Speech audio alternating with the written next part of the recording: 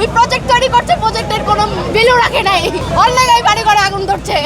ফাইটামি করতে আসছে ওরা, 5টা থেকে কেন ফাইটামি করার জন্য আসছে, আগুন বারবার বাড়তেছে, ওরা কি ফাইটামি করার জন্য এখানে আসছে?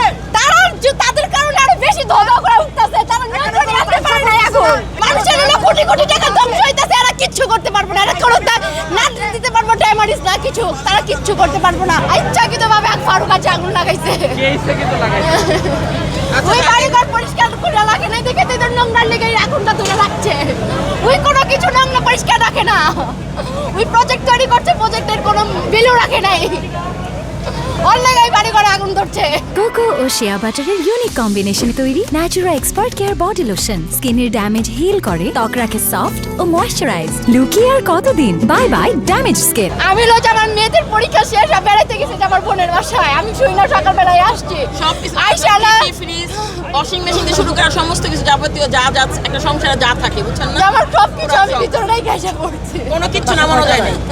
এই যে তিনতলাটা, এই যে সামনে এই তিনতলাটা এই যে এখন আগুনগুলো উঠতেছে, কথা হচ্ছে ভাই, কথা হচ্ছে আগুন লাগছে সকাল 5টা বাজে, এখনো কেন নিয়ন্ত্রণে আসলো না? কেন নিয়ন্ত্রণে আসলো না? আগুনটা বাড়তেছে, এখনো আগুন সেটাকে ফায়ারম্যান জবাব দিতে পারবে?